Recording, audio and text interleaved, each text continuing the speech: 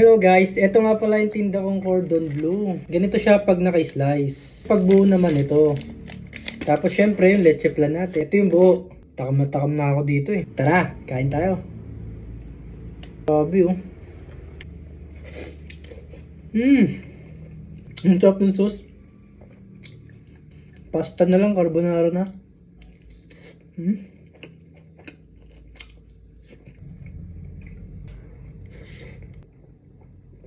Ito yung gusto kong gawin eh, oh. Yung isang buo. Ayan, oh.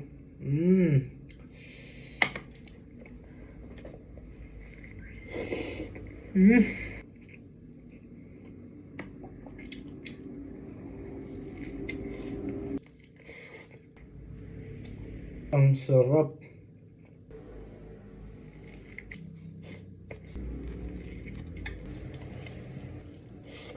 Pagkatapos natin ulamin yung cordon bleu, syempre, sa mga hindi pa nakatikim ng leche flan ko dyan. Kita nyo naman, oh. Grabe. Sarap.